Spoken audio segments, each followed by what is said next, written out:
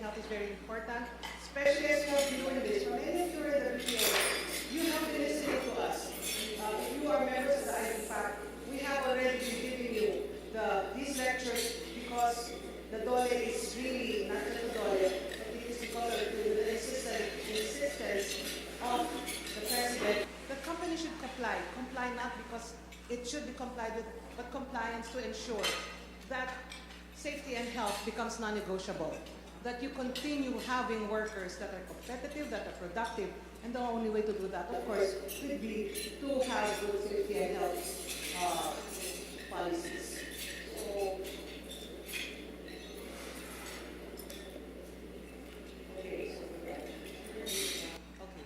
So these are the objectives. I will give you different issuances by DOLE. Mostly the more recent ones. Of course, there are the previous ones, and I will also walk you through the standard, the safety and health standards that has been in existence since 1978. I will also give you statistics that will show you and will tell you why what you're doing is very important and why we are asking that you also really take good look at compliances and ensure that you are meeting with the compliance. And before I go on, we at the DOLE, the Secretary Baldos, makes it a point that when we discuss compliance, she says, if you cannot keep, all companies should comply, that is non-negotiable. But if you have difficulty in complying, especially if you talk safety and health, especially because you may not know what is there, and suddenly you find out that there is a requirement for this, the DOLE will not punish you today. It will not talk to you about violation. The DOLE will be there to assist you to comply. The DOLE is now in a developmental mechanism so that companies will improve compliance because we are there to support you in doing this. So before anything else, like I said earlier, let me walk you through data that we have in the Department of Labor. This is called the BLES, or the Bureau of Labor Employment Statistics Integrated Survey. This is a regular data that is being done by the DOLE, but now this bureau is under the newly created Philippine Statistics Authority. This does not mean it will stop. It will just mean it just means that it will continue under a different organization. So for 2011, we have new. There was new data, and it covered 26,377 establishments. What you will see written as 2013 was that this data collected in 2011 was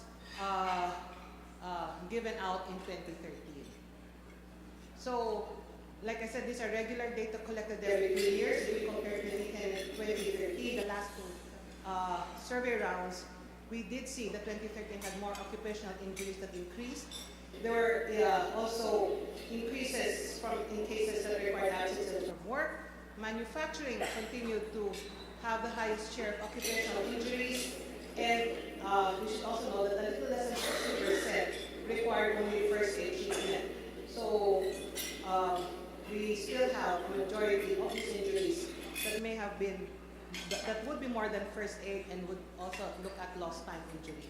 So you see, it was a downward trend until we saw in the latest round that occupational injuries did increase. Where do we find this? It is not, you see the pie, let us go to 2013, it is still mostly in manufacturing.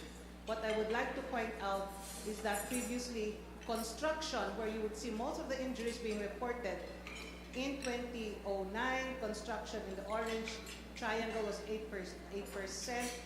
Now here in 2013, you see construction in the lilac colored triangle that is at 6%. So even if you, because construction injuries are so media friendly, this is what media would like to report, but it is really more injuries that we see in manufacturing and other services, BPOs included. So if we look at work days lost, meaning those are absent from work, where do we find this? We do still see a lot in, you see health, social work, medical, dental. Can I also ask you to take a look at letter K, which increased 0.72. That is real estate, lending and business. That would be your BPOs. It is increasing. Okay. Now, if you talk of diseases, where Again, manufacturing, you can see that you have 31,000 in manufacturing. And please see closely, the 11,000 would be in call center work. What are these diseases? Again, 2010, 2013 will not change much, even 2007. Work-related musculoskeletal disorders. That continues to be the biggest disorder that we see among workers, followed by, and again, it has not changed between the 2 years of the survey, hypertension. Musculoskeletal disorders because of work, and of course the musculoskeletal system and the joints suffering from work. We know that's going to happen. Hypertension, I think the whole day, this whole morning, you had discussions on wellness.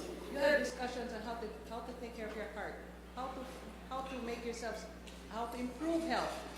And as you go through that program, we hope that one day these numbers will also start falling. It is the second, following work-related musculoskeletal disorders. And again, if you would like a breakdown of all of these diseases, go to the DOLE website. Look at the BIT survey. Just Google it. DOLE BIT survey. You will see that most of these diseases will still affect the manufacturing industries. So, what are the control measures? Seeing that we have these statistics, so what have companies done in terms of addressing safety and health? We see that 60% or 6 out of 10, and these are mandated actions, would have safety and health committees. Again, 68% or almost 70% would have appointed safety or health officers and first aiders. You would see more doing a very, this type of activity, which can be done anywhere. The posting of safety signages or warnings, 8 out of 10. But where we would really like you to focus on looking at monitoring of health hazards, we see 7 out of 10. At least there are companies, and it is being done in companies. So, training, which is required for safety and health officers, this is 6 out of 10 complying. Where do we get our basis for safety, for the standards that we get from the labor code, and of course, then arising from the fundamental law, which is the Constitution. In the labor code, it says that it is the Secretary of Labor that shall set and enforce the mandatory safety and health standards. And following the labor code, we have, and this is mandatory, the safety and health standards issued by the Department of Labor and Employment. So these are mandatory rules which codify safety orders, including health orders, and it is patterned after standards in developed countries. You have all of these rules and regulations in the standards that you can, of course, take a look at, and all of these should be complied with, starting with registration. But before that, what are the duties of the employer according to the standards? That the employer should furnish an employment free from hazardous conditions, that job safety instructions are given, that they should comply with the requirements of the standards, and that they will use appropriate and approved devices in the workplace.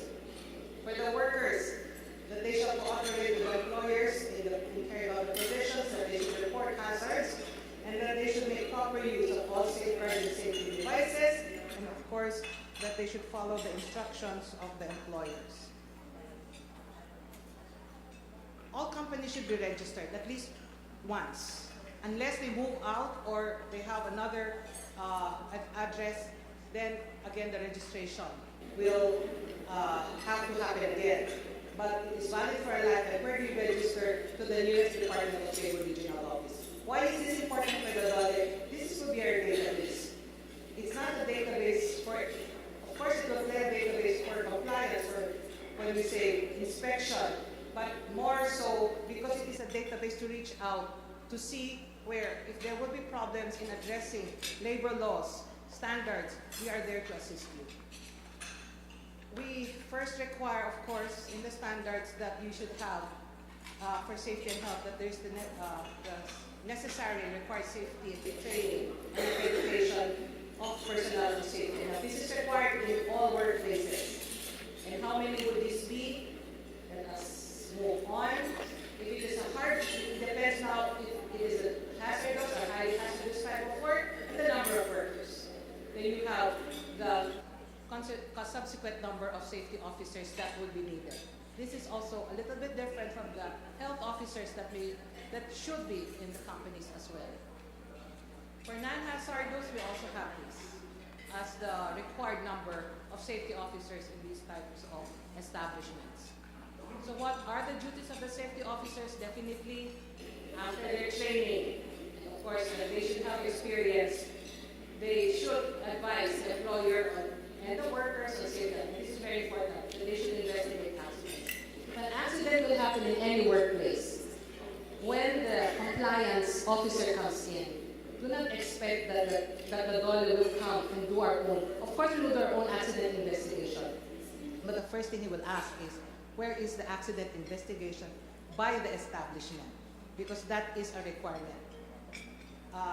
Safety and health inspections must be done, and of course, assistance to government agencies with regards to compliance, inspection, investigation. There are safety officers should be accredited by the Department of Labor and Employment. For those with safety officers, please continue with accreditation. You are not compliant unless they are accredited.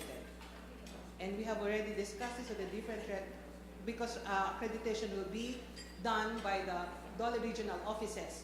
We have discussed that minimum requirements should be met, and then of course, that there should be the knowledge of the safety officers with regard to safety and health. Following a safety officer, you cannot do everything alone. You should have the safety and health committee. And this is a requirement. The standards you can download in our website. It is free. But you will miss the annexes. But if you have a safety officer who is trained, he will have a copy of these standards. But for other issuances, you can always find them in our website or in the DOLE website or in the website of the Bureau of Working Conditions. So the Safety and Health Committee, what is important here is that the numbers will also change, the composition will change depending on the number of workers in the establishment. Again, what will be the duties of the Safety and Health Committee? That the committee is responsible for the accident prevention programs, and that they look at the prevention efforts, and of course, that they would again provide the assistance to government inspecting authorities. So it also is responsible to initiate and supervise safety trainings. And because this is very important, the Safety and Health Committee should be to play an important role in doing the disaster contingence or emergency response plan or the emergency management plan of any establishment. So in the Safety and Health Committee, employers will have a duty because they should be sitting in the Safety and Health Committee, if not then the representative, that they should have policies, and this is what is, when compliance officers look up to you, they would ask you what would be the policies on safety and health, that you should also be giving the required reporting reports to the DOLE regional offices, and that the employer should act on the measures recommended. So these are I will start on the report forms. So this is the report form from the Safety and Health Committee, which should be given to the regional office. It will be the minutes of the meeting. Then, of course, another important responsibility of the safety officer and the Safety and Health Committee is that they should notify and keep records of accidents and illness. So these are forms that should also be regularly given to the regional office. Now, if there is a major work accident, they should notify the regional office within 24 hours. Again, this is the report form. If it is fatal major accident with disability, they should be given within 24 hours. But we have other forms that should be complied with. Whether or not there's an accident, please submit on or before the 20th day of the month an accident report. For health services, this is Rule 1960, and it is a requirement of the employer to provide medical, dental services, emergency medicines, and dental facilities, and that you should have the requisite first aider, nurse, dentist, or physician. Again, it will now depend if you have a hazardous or non-hazardous workplace.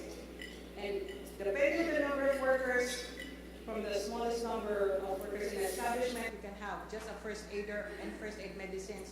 Or for those beyond 2,000, then they would need, of course, first aiders in every shift, full-time nurses in every shift, full-time doctors, part-time doctors as well. Dentists are not really part in the workplace as long as you can refer them to a dental clinic. For 1,000 workers you need, usually, it is needed that you have a hospital, but it does not mean that there should be a hospital in the facility. But what is needed is that you have a hospital not more than 5 kilometers away or within a 25-minute travel, and the physician then shall be subject to call anytime in other shifts during emergencies. This is for workplaces where you do not really need physicians during other shifts. For this rule on health, that there should be health programs. What are the health programs required? Pre-employment medical examination, annual physical examination, both should be free of charge. What we mean here by pre-employment, not to all, but this is of course to those selected already, just before they report to work. Sometimes it's also known as your baseline medical examination that should be free of charge. Annual examination should be free of charge as well. And of course you should work with the safety and health officers so that you can be properly placed in an area where if you have any health problem, it will not develop into a more difficult situation for the worker. There is another form to report in terms of occupational health services, and it should be reported on or before the last day of March of the following year. This is known as the annual medical report. This is a census of workers that have gone for consultation or have been reported for certain illness, as you will see in the annual medical report. So, other rules and requirements, I think many of you, I'm not sure if many of you here have asked that our office conduct what is known as the work environment measurement. It is a good thing that you are doing this. An example that I would right now say that for those who need, like, if there's a noisy workplace, of course you need to have the noise levels measured. But what is it in the standard? It said that it is the duty of the employer to provide the work environment measurement. Because if you ask us to do this for you, you will fall in line, and if you do any improvement, that destroys the principle of improving the workplace. You don't improve it today so that the measurement will happen in a year. You improve it today, have the measurement, and see that the improvement definitely has done a good thing in the workplace. For personal protective equipment, again, what is important to note is that it should be, it is the employer's responsibility, and it should be the appropriate personal equipment that should be provided for. So these are the administrative rules that is very important for you to follow. The notifications, we have an acronym of this north, the notification of records, health services, the AMR, the registration of business, the training and accreditation, the safety and health committee minutes that you should be given, and this is also the reporting requiremements that should be given to the DOLE. More than that, let us now go to the different issuances. As the DOLE has seen, of course, the need for providing the issuances because of a law, such as the national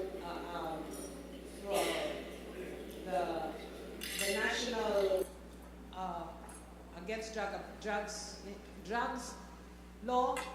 We came up with the guidelines for the implementation of a drug-free workplace policy and program for the private sector. We also have guidelines for the implementation of policy and program of tuberculosis prevention and control in the workplace. The DOLE has also issued the guidelines for HIV/AIDS prevention and control, and it also has issued guidelines for the implementation of a workplace policy and program of the PNC. Basically, all these issuances have components on advocacy, information, education, and training. There are preventive strategies, like for drugs, you have random drug testing. What do we mean by random drug testing? How should it be done in workplaces?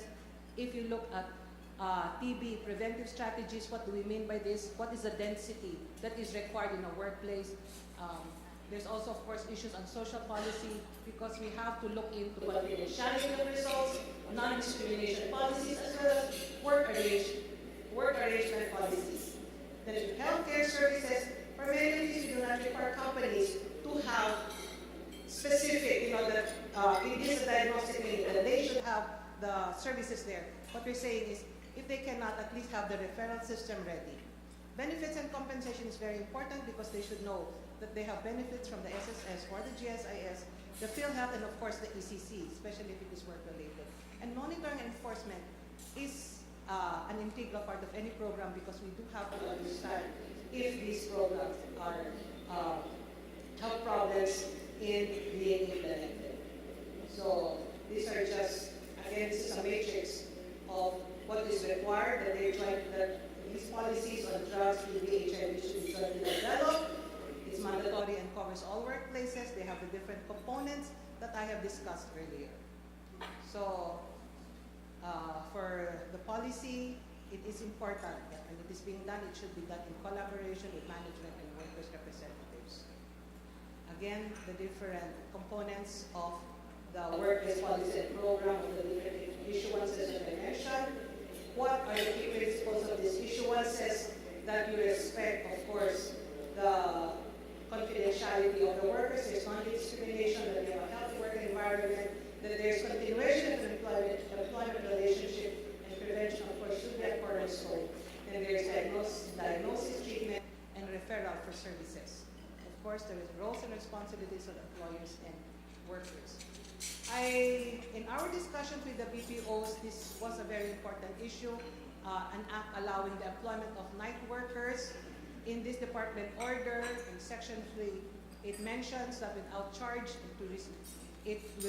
the employee, workers who are doing night work should receive advice on how to reduce or avoid health problems associated with their work.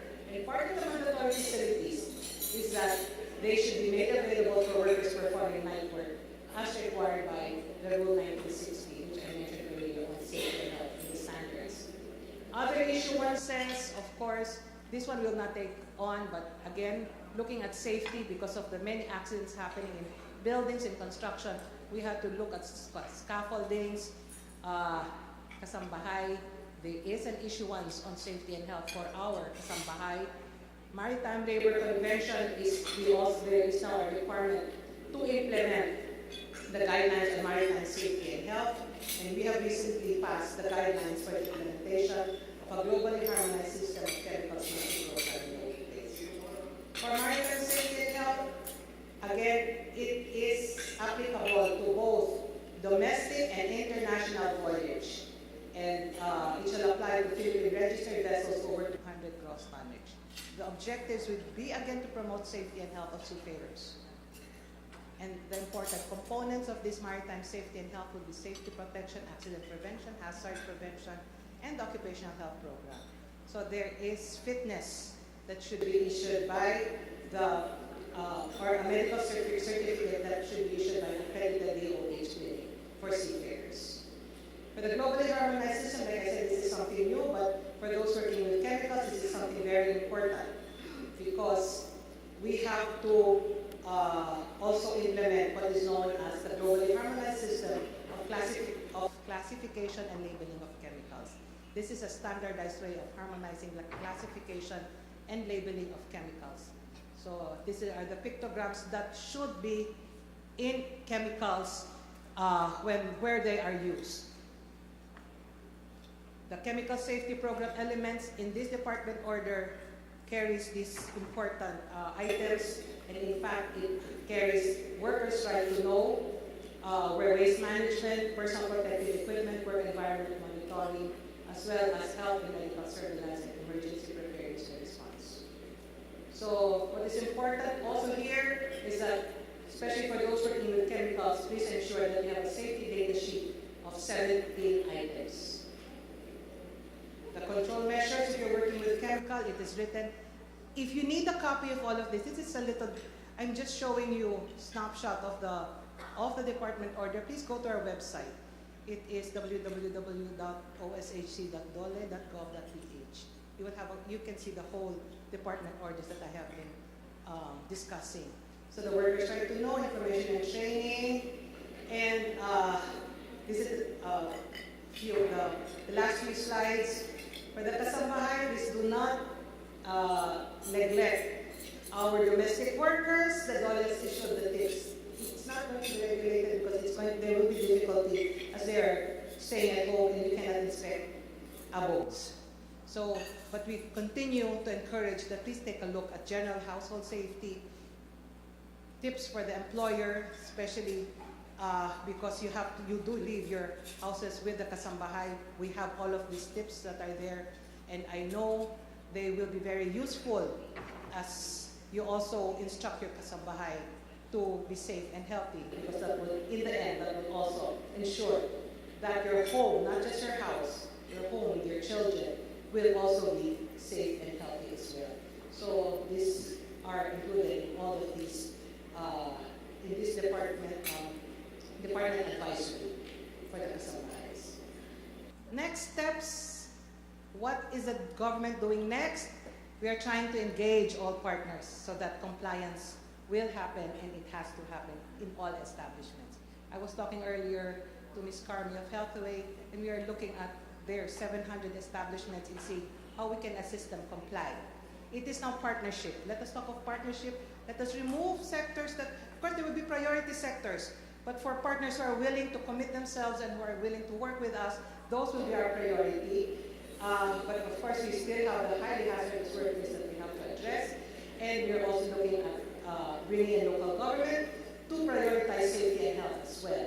And it will also be very good if we can succeed in eliciting more reports from the private sector, because it is your report that will tell us where our priorities should lie, and so that we can address efficient and effective safety and health programs for the Philippines. So, good afternoon.